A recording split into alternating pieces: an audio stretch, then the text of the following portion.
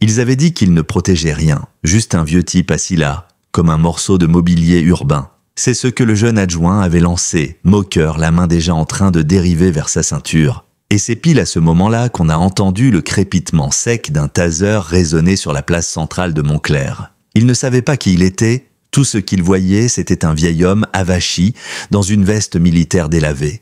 L'un de ses lacets défaits, les doigts reposant doucement sur un petit coffret en velours métallique posé sur ses genoux. Peu leur importait que ce soit un vendredi matin. Peu leur importait qu'ils viennent chaque semaine lire à voix basse les noms gravés dans la pierre. Pour eux, c'était du vagabondage. Mais quand le coffret qu'il avait laissé tomber s'ouvrit en heurtant le béton, révélant 2 cœurs pourpres, une étoile d'argent et une photographie enroulée autour d'un document plastifié vieux de plusieurs décennies, signé par la générale Helen McDowell, l'ambiance bascula brusquement. Et lorsque Samuel Grant fut aidé à se relever, le grondement qui flottait dans l'air ne venait plus du taser, mais du vrombissement de plusieurs SUV noirs, filant droit depuis la base militaire de Fort Grantham. Si toi aussi tu crois que l'honneur ne se périme ni avec l'âge ni avec l'uniforme, reste bien jusqu'au bout, parce que ce qui s'est passé après qu'un héros ait été mis à terre par ceux-là même censés le protéger, mérite d'être retenu à jamais. Il était un peu plus de 10 heures ce matin-là, une matinée banale, claire, où le soleil dessinait des reflets dansants sur les plaques commémoratives en bronze, pendant que les pigeons allaient et venaient entre les bancs de la place. Samuel était à son emplacement habituel. Centre de la place, 3e banc à gauche de la statue, juste sous l'ombre du soldat en bronze qui soulève un camarade tombé. Il venait seul, sans uniforme, sans insigne, simplement avec cette présence silencieuse qu'on reconnaît sans savoir pourquoi. Ses bottes en cuir brun étaient usées, tannées par les années. Sa veste kaki portait encore, presque effacée, l'écusson de la 241e division aéroportée. Son vieux béret en laine, incliné vers l'arrière, laissait le vent effleurer ses tempes argentées. Il marchait raide, mais pas à cause de son âge, plutôt à cause des cicatrices, de celles qu'aucune radio ne peut détecter. Chaque semaine, il s'asseyait là.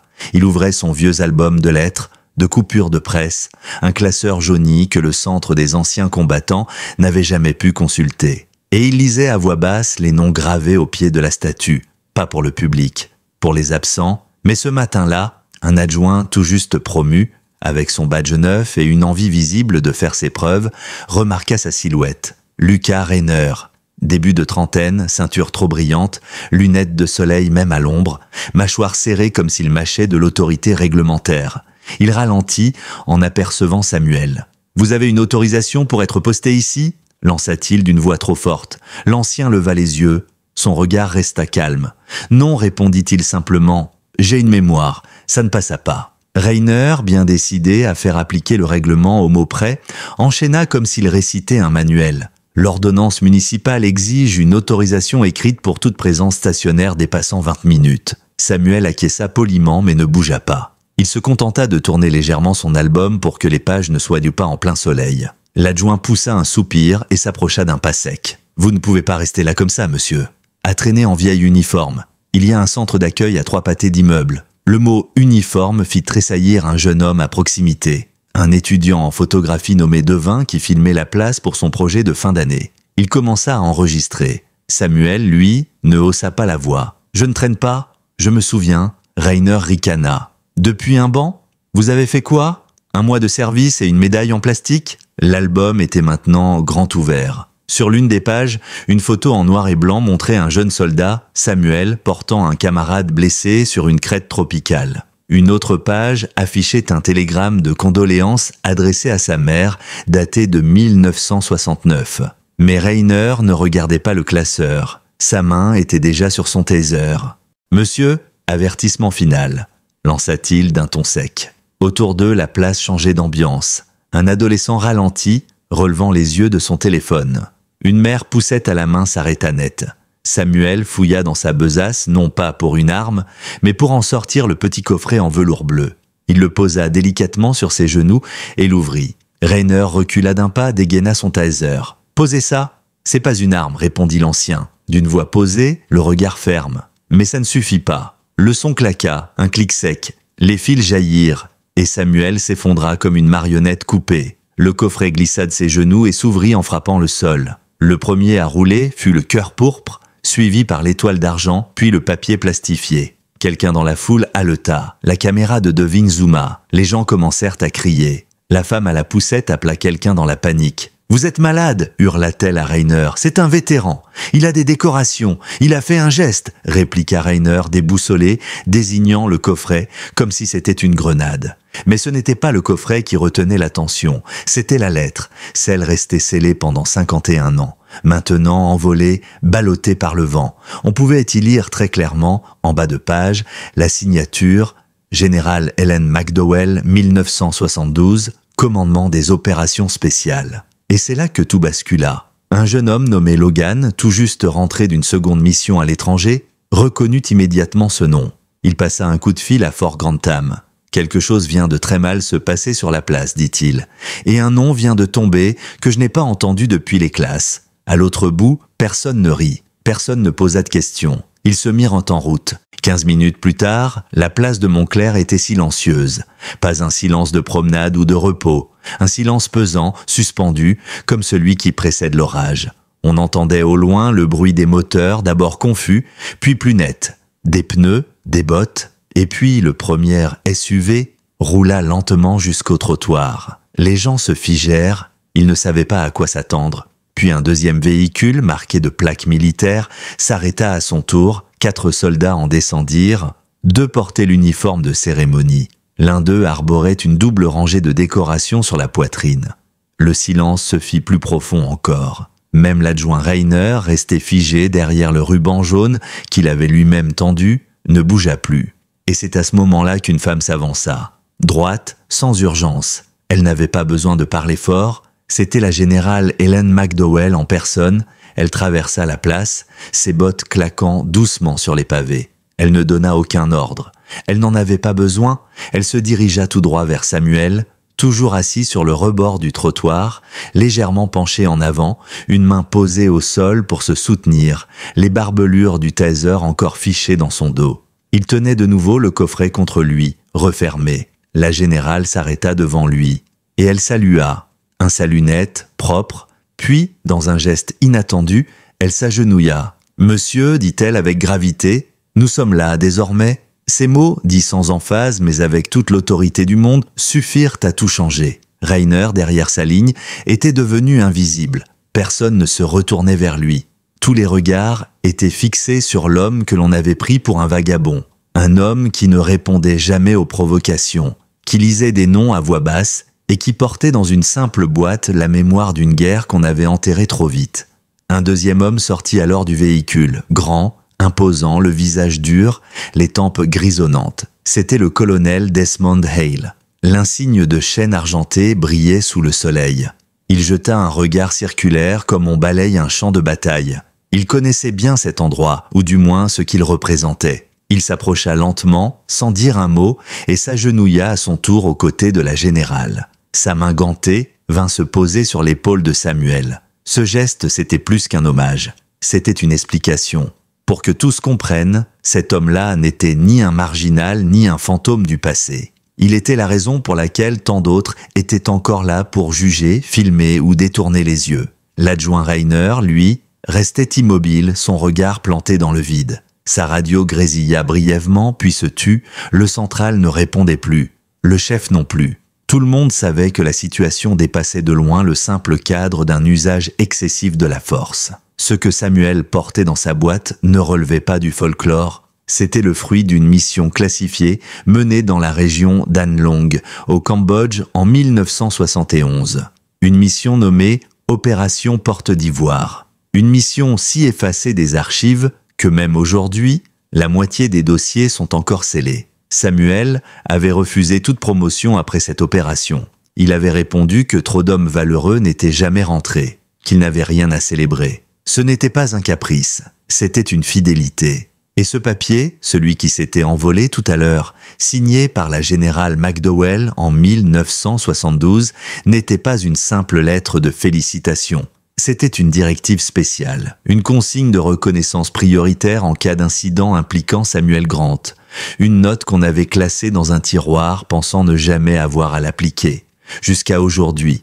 Et maintenant, alors que les nouvelles remontaient des rues jusqu'à la base, puis jusqu'à la mairie, puis bien au-delà, quelque chose de rare se produisait. La foule ne se contentait plus de filmer. Les gens changeaient de posture. Un père, en bordure de la scène, ôta lentement sa casquette et posa une main sur l'épaule de son fils pour l'inviter à faire de même. Une mère, un peu plus loin, expliquait doucement à sa fille ce que signifiait un cœur pourpre. Et sur le côté, Logan, le jeune vétéran qui avait passé l'appel, leva son téléphone vers la foule. Et il parla. Cet homme a été laissé pour mort 2 fois dans la jungle.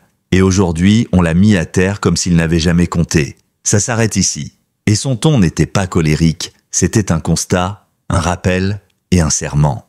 Des soldats ou à l'écart commencèrent à déplier une civière mobile. Ce n'était pas à la demande de Samuel, c'était sur ordre de la générale. On ne laisse pas un commandant rentrer chez lui à pied après avoir été blessé sur le sol américain, déclara-t-elle. Sa voix était d'acier. Le colonel Hyle, à ses côtés, baissa la tête et murmura « Je vous l'avais dit, monsieur, un jour, il se souviendrait. » Samuel hocha une fois. « Je ne suis pas venu pour qu'on se souvienne de moi, » répondit-il. « Je suis venu pour ceux dont personne ne se souvient. » Mais ce jour-là, tous furent enfin entendus, et la foule comprit qu'elle n'avait pas affaire à un simple passant, mais à un homme qui incarnait, par sa simple présence, une vérité que trop de gens avaient oubliée. Ils ne l'appelèrent jamais cérémonie, mais dès le lendemain matin, chaque drapeau flottant autour de la place de Montclair fut mis en berne. La circulation fut détournée par décret exceptionnel du maire et la statue centrale fut temporairement entourée de barrières,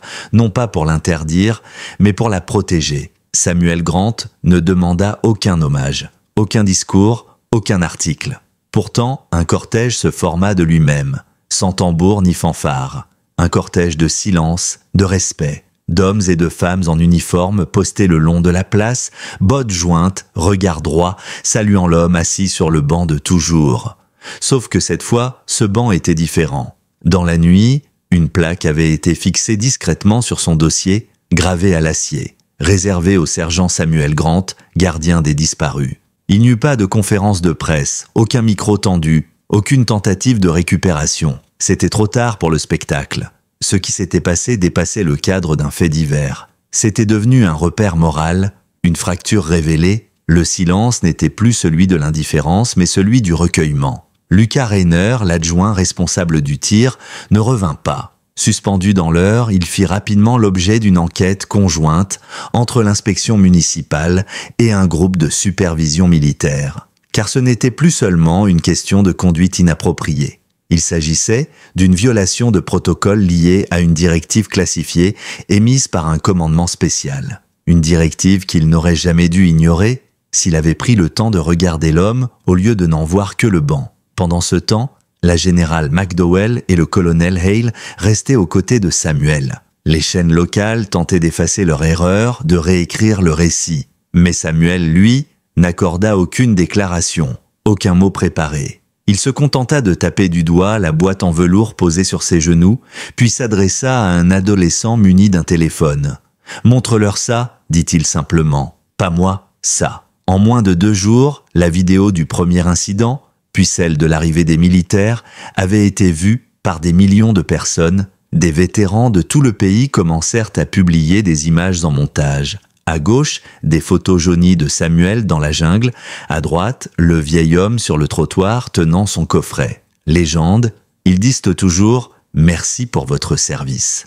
Mais est-ce qu'ils le pensent vraiment ? Les écoles se mirent à contacter Fort Grantham pour demander des interventions en classe. Le conseil municipal de Montclair proposa et fit adopter une mesure instaurant le 10 novembre comme journée du courage vivant. Pas une fête militaire, pas un jour férié, mais une invitation à écouter ceux qui sont restés en silence trop longtemps. Et pendant que les caméras se détournaient peu à peu, un SUV noir s'arrêta discrètement devant la modeste maison de Samuel un mercredi soir. Pas de journaliste, pas de flash, juste une femme en civil qui frappa doucement. C'était la secrétaire de l'armée, pas pour la presse, pour une conversation. Elle s'assit à la table de cuisine sous la lumière tremblotante du ventilateur plafonnier. Et Samuel lui dit ce qu'il disait à tout le monde. « Je n'ai jamais cessé d'être soldat. J'ai juste appris à être plus silencieux. » Le week-end suivant, Le conseil communal approuva une nouvelle sculpture à ériger sur la place.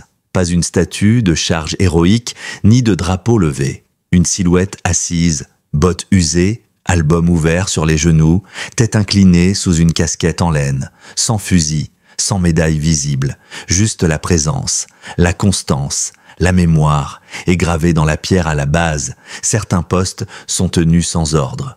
Et chaque vendredi, Samuel revint. Non pas parce que la ville avait changé, mais parce qu'enfin, elle avait écouté. Il s'asseyait comme toujours sur le même banc. Mais désormais, il n'était plus seul.